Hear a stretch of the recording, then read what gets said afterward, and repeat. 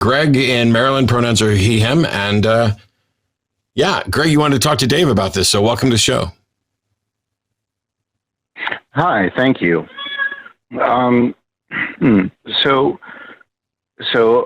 about a month ago, my father died. And I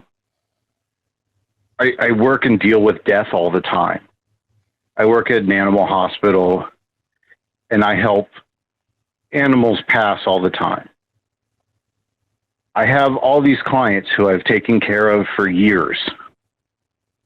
And these people that I have helped them through putting down their animals. And when they found out that my dad died, they keep coming up and telling me how to deal with it. And they give me these things that just involve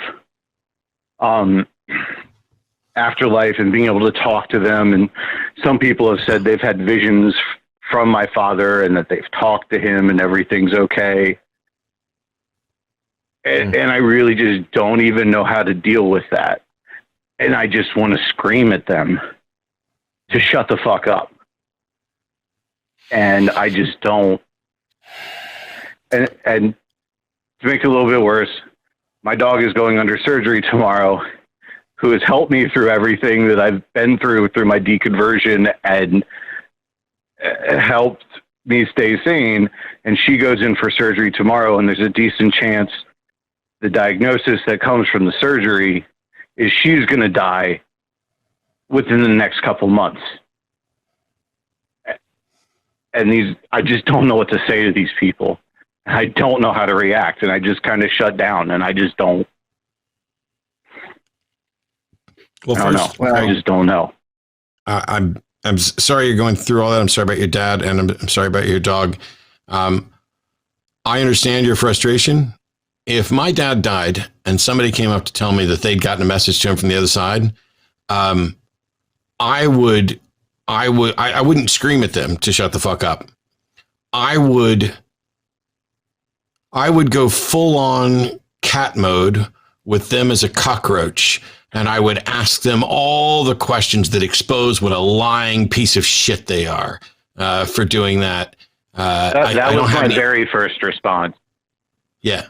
Oh, yeah? What did Dad say? What did Dad say? Did Dad say this? What about this? Did he tell us anything productive? Or, oh, no, he's fine in heaven? Yeah, you're full of shit. But it's incredibly frustrating. And I know to some extent your frustration. I want to remind you, Greg, that you don't owe any of these people anything, including a minute of your time or any sort of explanation, and you don't have to pay any heed to the garbage that they're spewing. I know that makes it more frustrating. You need to work to make sure that you're surrounding yourself with people who aren't going to do that to you. I know that's perhaps easier said than done quite often. But yeah, I had a friend, and I mentioned this friend recently, who had a 15-year-old son who was dying of cancer. And he did die right around his 16th birthday or so. They were a Christian, and I was an atheist, and we worked together.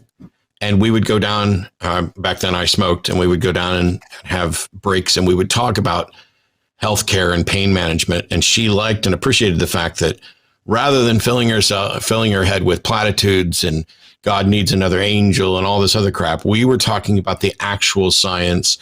And rather than trying to fill somebody's head with platitudes and warm wishes, it was clear to her that I genuinely cared for her and her son, and making this process actually better, right, without the fake better of just platitudes.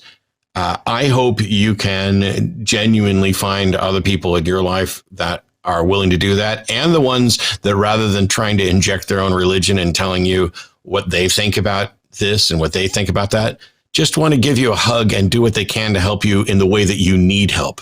Because the people that are telling you shit like this, they have in their head an imaginary version of you and what that imaginary version of you needs.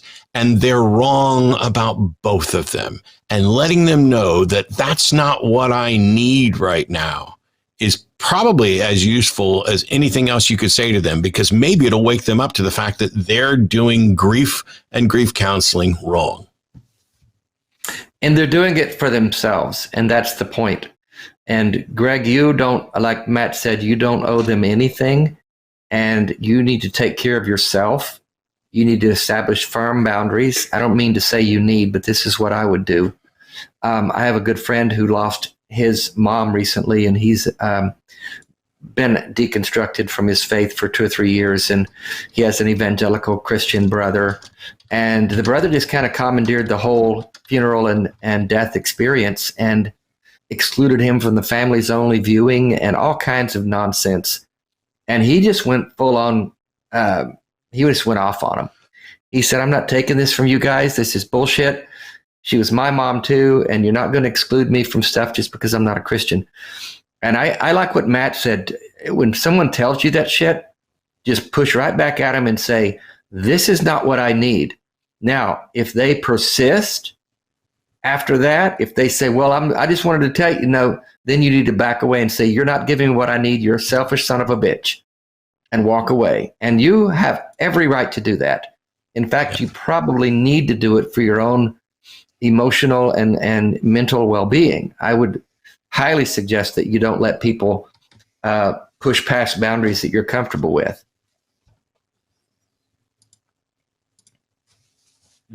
Does that sound like something you can do? It's hard because it's in the workplace. Like they're clients that come into where I work. Yeah. And I have helped them through death. And so they feel like they have this relationship with me with death. And it's just like, I deal with this all the time. You really don't know what you're talking about. You don't know what a body looks like after they're gone. You don't understand. I think pointing that out to them, and that either I'm not in the mood to talk about this, please leave me alone, or I don't think you understand this, and I'm not in any position to be explaining it or talking about it right now. If nothing else, you can shut them down. Anyone who thinks that you owe them a conversation, even after they think they've said something nice, that just tells you more about who they are and how important they think their views are. You have every right and should just shut it down, saying, hey, I don't want to talk about that now. Thank you. Greg, let me ask you something. Okay. How long have you been deconverted, or how long have you been out of the faith? Is it recent, or you've been out a while? No, I've been out a while. Okay. Do you have a good support system? Do you, are you familiar with recovering from religion? Have you tapped into that yet? Or do you feel like you could benefit from that? I've heard of it. I haven't contacted that, but, my girlfriend is not religious. So she has been just really great. And she wasn't really brought up religious, so she doesn't have that, and trying to explain about all that, but she's been very supportive.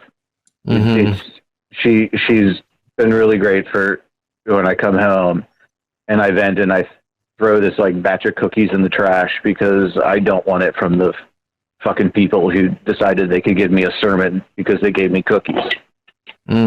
Yeah. Well, it's tough. I get that from people, even people who know I'm an outspoken atheist. They still feel compelled. I'll get messages. They say, I know you don't like this, but I'm praying for you, Dave. And that is just a classic illustration that they're doing it for themselves. They're not doing it for me.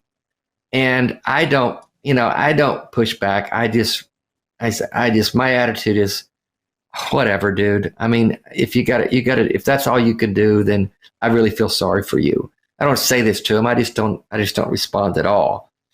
But I don't know, not everyone, it's tough when it sounds like you're in a pretty vulnerable place right now. And I know that this is a tough time and it's not easy to handle those kind of people. I'm really sorry that they're being that selfish and imposing themselves on you like that. I wish they weren't. And, I'm glad you've got your girlfriend And I hope you have other support around you that can help you deal with it, because sometimes you just have to bite the bullet, smile at them, and then vent when you go home. I get that. Yeah, that's what I've been doing. Yeah. Yeah. It's tough. All right. Well, thank you. Thank you. Well, I wish we could help there's more. One other thing. If I didn't think about it till after I called. And Dave, first of all, the reason why I started getting back in touch with my father and got close to him again before he died is because of you. So thank you. And seeing you on Atheist Experience, and it made me reach back out to my father after deconverting, and he and I had good times before he died. So thank you for that. Dude, that's, you're going to make me cry, man. That's awesome. So you helped one person, at the very least, you helped me. Thank you. Thank you for sharing One that. more thing, you don't even need me to be on the air to talk to me about it. I am someone who pushes the plunger and does euthanasia, not on humans, on animals. I like to feel like I am helping them die with dignity and that sort of thing. And I was just hoping you could share your opinions on that sort of an issue of, human euthanasias and stuff. Well, I'm very outspoken about how I believe that we die terribly we're much more compassionate to our pets than we are to our people. And we force people to stay alive longer than they want to, longer than anyone wants them to, longer than they should, because we don't allow people to die with dignity. And I work with an organization called the Final Exit Network that has methods in place to help people end things on their own terms. People in my particular situation, you have to have a certain diagnosis and certain conditions. But I'm very outspoken with that we should give people control and rights at the end of their lives to end things on their own terms. And there are options out there. If people are curious about that, you can find a link to their website on my website, daveoutloud.com, and the Final Exit Network. And so I totally agree with those options that you just expressed, Greg. Okay. Thank you. You bet. Thanks a lot, Greg. We wish you the best, and I hope your dog makes it through surgery and that everything's fine, so that maybe you get an upside through all this. Yes. Thanks. I hope so too. Hang in there, Thanks, Greg. Greg.